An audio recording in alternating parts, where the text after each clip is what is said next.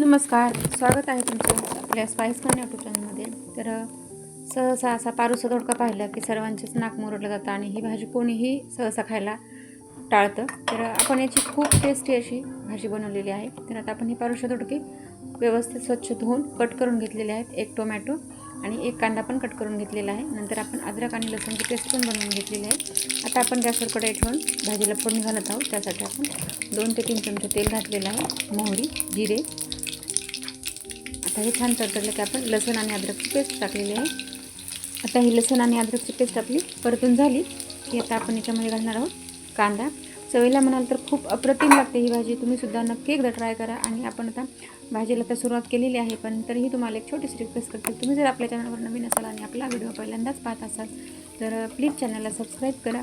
Video skip न करता पूर्ण पहा आणि व्हिडिओला एक लाईक करून कमेंट करायला विसरू नका की तुम्हाला ही रेसिपी कशी वाटली ते. तर आता आपण घालणार आहोत कांदा. आता हा कांदा आपण व्यवस्थित परतून घेणार आहे. कांदा छान परतला की नंतर आपण घालणार आहे टोमॅटो. हे बघा, आता आपण टोमॅटो घातलेला आहे. आता टोमॅटो पटकन परतले जावा म्हणून आपण त्यामध्ये घालणार आहोत अर्धा चमचा मीठ. म्हणजे काय होतं, कांदा आणि टोमॅटो आपला पटकन शिजतो आणि एकदम मऊ होतो, ज्यामुळे आपली भाजीची ग्रेव्ही जी आहे ना एकदम परफेक्ट मस्त घट्ट बनते.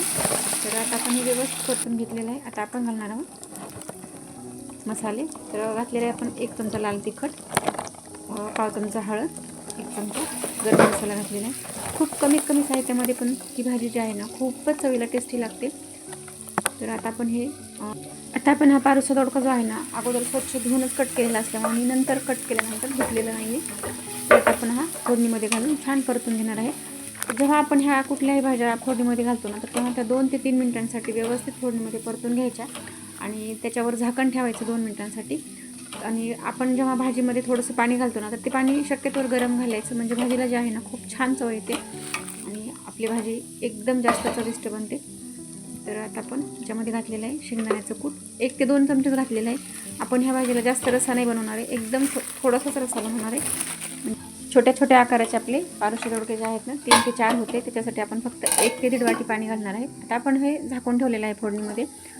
तुम्ही जर या पद्धतीने भाजी बनवली ना तुमचीसुद्धा भाजी एकदम चविष्ट बनणार. तर आता आपण याच्यामध्ये घातलेलं आहे 1 वाटीभर पाणी. पाणी जास्त नाही घालायचं ह्या भाजीला, खूप थोडासाच रस्सा पाहिजे.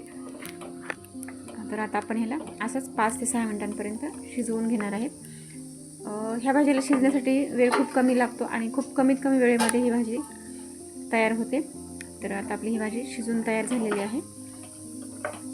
किती कमीत कमी वेळेमध्ये कमीत कमी साहित्यामध्ये पण एकदम चविष्ट लागते ही भाजी. तुम्हीसुद्धा आतापर्यंत जर ही भाजी बनवली नसेल तर बनवा आणि सर्वांना खाऊ घाला. बघा, नक्कीच सर्वांना आवडल्याशिवाय राहणार नाही. आणि आता आपण ही सर्विंग बाउलमध्ये काढून घेतलेली आहे.